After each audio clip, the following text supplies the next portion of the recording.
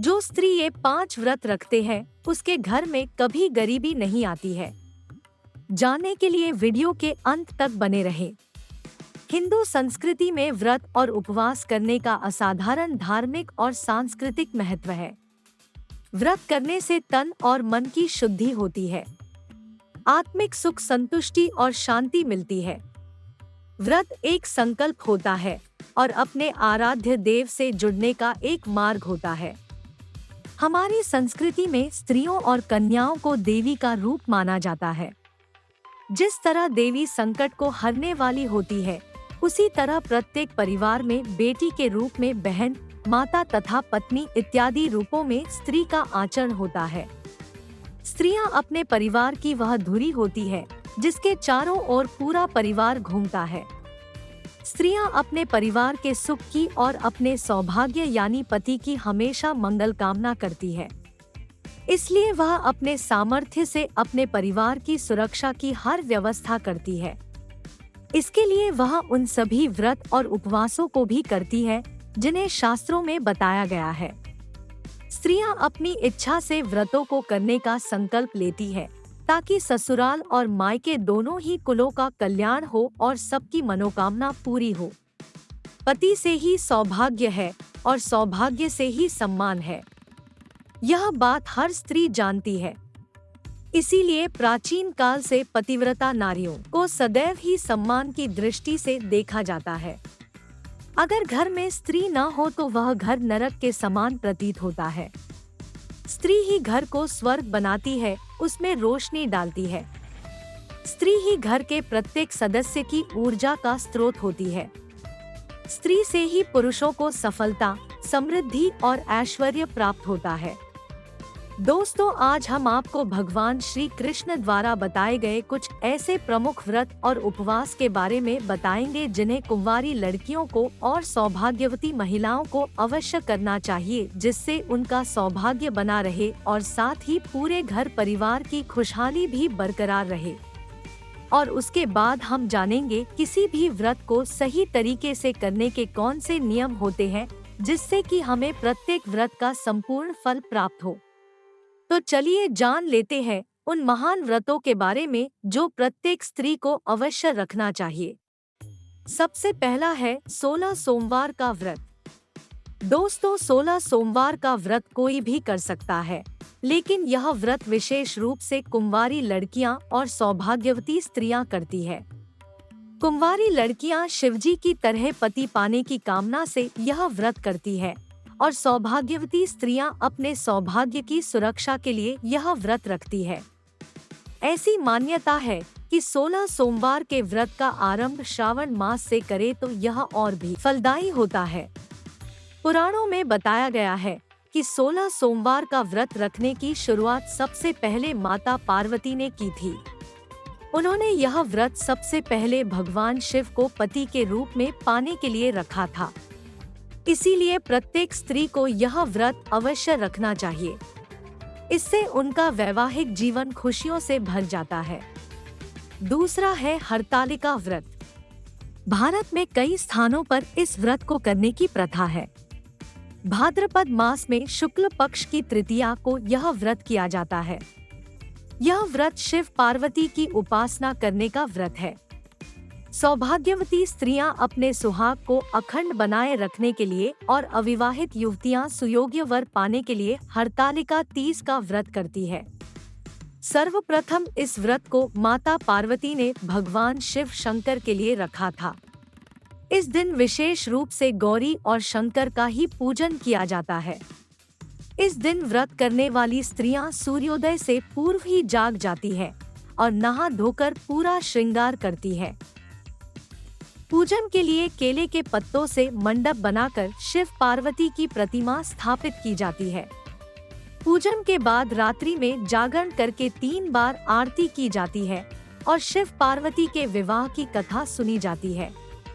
इस व्रत को करने से स्त्रियों को मां पार्वती और शिव जी का आशीर्वाद मिलता है। वट सावित्री का व्रत ज्येष्ठ माह के कृष्ण पक्ष की अमावस्या तिथि को रखा जाता है। इस दिन महिलाएं पति की लंबी उम्र के लिए निर्जला उपवास करती हैं। भारत में कई स्थानों पर यह व्रत अलग अलग नामों से जाना जाता है। प्राचीन काल से ही कई सौभाग्यवती स्त्रियां अपने पति के अच्छे स्वास्थ्य और लंबी आयु की कामना करते हुए पूरी निष्ठा से यह व्रत करती आई है।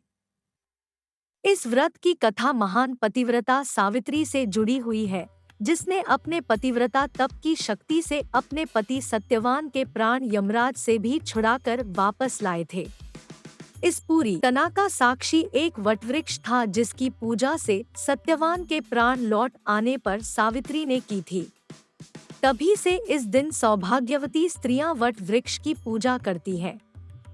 वट सावित्री व्रत के दिन भगवान विष्णु और माता लक्ष्मी की पूजा आराधना की जाती है। इस दिन सुहागिन महिलाएं 16 श्रृंगार कर अपने पति की लंबी उम्र की कामना में व्रत रखती हैं और बरगद के वृक्ष की पूजा करती है। चौथा है करवा चौथ का व्रत। हर साल कार्तिक मास के कृष्ण पक्ष की चतुर्थी तिथि को सुहागिन महिलाएं पति की लंबी आयु, सौभाग्य, सुखी वैवाहिक जीवन के लिए निर्जला व्रत रखती है। इस व्रत को करवा चौथ के नाम से जानते हैं। इस दिन महिलाएं निर्जला व्रत रखकर भगवान शिव, माता पार्वती और चंद्रदेव की पूजा करती है। कभी किसी प्रांत विशेष में रखे जाने वाले इस व्रत को आज संपूर्ण भारत में महिलाएं एक पर्व की तरह मनाती है। इसे करक चतुर्थी व्रत भी कहते हैं। पति खुशहाल रहे, इस भावना के साथ यह व्रत पूरे हर्षोल्लास से किया जाता है। अपने पति को लंबी और स्वस्थ आयु मिले, इस कामना के साथ पूरे दिन भूखे प्यासे रहकर महिलाएं इस व्रत को करती हैं और रात को चांद देखने के बाद ही खाना खाती है। पांचवा है वैभवलक्ष्मी व्रत। वैभवलक्ष्मी व्रत हर शुक्रवार को किया जाता है। वैभव लक्ष्मी व्रत को अगर सुहागिन महिलाएं करे तो उसे सबसे ज्यादा लाभकारी माना गया है। यह व्रत नियमित रूप से 11 या 21 शुक्रवार तक किया जाना चाहिए। इसके अलावा व्रत के दिन मां लक्ष्मी की विधिवत पूजा की जानी चाहिए और इस दिन किसी भी तरह का छल, कपट, क्रोध आदि करने से बचना चाहिए। वैभव लक्ष्मी व्रत सुहागिन महिलाओं द्वारा किया जाने वाला एक बेहद शुभ और पुण्यदायी व्रत माना जाता है। कहा जाता है, जो कोई भी महिला विधिपूर्वक इस व्रत को करती है, उनके घर में हमेशा सुख संपन्नता बनी रहती है। इस व्रत को करने से किसी भी कार्य में बाधा नहीं आती है। यदि व्यापार में हानि हो रही है, लगातार धन का नुकसान हो रहा है अथवा व्यक्ति कर्ज से परेशान है, तो यह व्रत उन्हें अवश्य करना चाहिए। यह व्रत करने से मां लक्ष्मी अत्यंत प्रसन्न होती है और व्यक्ति को धन संपत्ति प्रदान करती है। इस व्रत का आरंभ करने पर इसे बीच में छोड़ना नहीं चाहिए, अन्यथा इसका फल मनुष्य को प्राप्त नहीं होता है। हिंदू पुराणों के अनुसार वैभव लक्ष्मी का व्रत पुरुष व स्त्री दोनों कर सकते हैं, लेकिन शादीशुदा महिलाओं के लिए यह व्रत ज्यादा शुभ फलदायी माना जाता है। व्रत को करने के लिए आपको व्रत का संकल्प लेने के साथ ही मन में ही अपनी मनोकामना माता लक्ष्मी के सामने कहनी चाहिए। दोस्तों, ऐसे ही कई और भी व्रत हैं, जैसे एकादशी, चतुर्थी, नवरात्रि, जिन्हें करने से भी शुभ फलों की प्राप्ति होती है।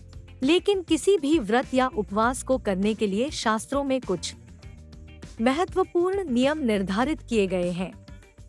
हम कई बार जाने अनजाने में जिन्हें नजरअंदाज कर देते हैं और हमें अपने व्रत का सही परिणाम नहीं मिल पाता है। तो चलिए देखते हैं कि वे कौन से नियम हैं। सबसे पहली बात, व्रत हमेशा पूरी श्रद्धा, विश्वास और भक्ति के साथ शुद्ध तन, मन और भावना के साथ करना चाहिए। महिलाओं को दिन भर अनेक काम होते हैं, जिसके लिए शारीरिक ऊर्जा की जरूरत होती है। इसलिए अपने सामर्थ्य के अनुसार ही व्रत करें। स्वयं को अथवा परिवार को कष्ट देकर उपवास करने पर व्रत का खंडन हो सकता है। व्रत के दिन घर में शुद्ध शाकाहारी खाना ही बनाएं। तामसिक भोजन का सेवन नहीं करना चाहिए। साथ ही व्रत के दिन शराब आदि का सेवन भी करना वर्जित होता है। व्रत के दिन मुंह से अपशब्द ना निकालें। लड़ाई झगड़े और वाद विवाद से दूर रहें और खास तौर पर ब्रह्मचर्य का पालन करें। व्रत के दिन सुबह जल्दी उठना चाहिए और दोपहर के समय सोना नहीं चाहिए। आप जो भी व्रत रखें उस व्रत के दिन आपको दान धर्म अवश्य करना चाहिए। इससे व्रत का फल कई गुना बढ़ जाता है। हर व्रत के अलग अलग प्रभाव और परिणाम होते हैं और अलग अलग विधि विधान होते हैं, इसलिए सब कुछ जानकर ही व्रत करें। विधि विधान से किए गए व्रत का ही फल मिलता है। मासिक धर्म के दौरान बीमार अवस्था में अथवा घर में किसी की मृत्यु या जन्म होने पर व्रत नहीं करना चाहिए। व्रत को हमेशा अपने घर में रहकर ही करें। जिस जगह आप व्रत करना शुरू करते हैं उसी जगह पर हमेशा करें, किसी अन्य जगह पर, यहाँ तक कि मायके जाने पर भी व्रत ना करें। व्रत की पूजन सामग्री हमेशा अपने ही परिवार के पैसे से खरीदे। किसी और के पैसे से या किसी से उधार पैसे लेकर कोई सामग्री न खरीदे। यहाँ तक कि विवाह के बाद अपने माता पिता के पैसों का भी उपयोग ना करें। इस तरह का व्रत माना नहीं जाता है। सबसे प्रमुख बात यह है कि आप जितने व्रत करने का संकल्प करते हैं उतने व्रत जरूर पूरे करें। व्रत करना किसी भी कारण से बीच में ही न छोड़े। व्रत का खंडन होना बहुत ही अशुभ माना जाता है। इसीलिए अपने सामर्थ्य के अनुसार ही व्रत करने का संकल्प लें। निर्धारित संख्या में व्रत पूर्ण होने पर विधि विधान से उद्यापन जरूर करें, नहीं तो व्रत पूर्ण होने पर भी अपूर्ण ही माने जाएंगे। तो दोस्तों, इस प्रकार से शास्त्रों में व्रत के संबंध में महत्वपूर्ण जानकारी दी गई है। उम्मीद है आपको यह जानकारी अच्छी लगी होगी। वीडियो को लाइक जरूर करें, कमेंट में जय श्री कृष्ण और जय मां लक्ष्मी अवश्य लिखें। धन्यवाद।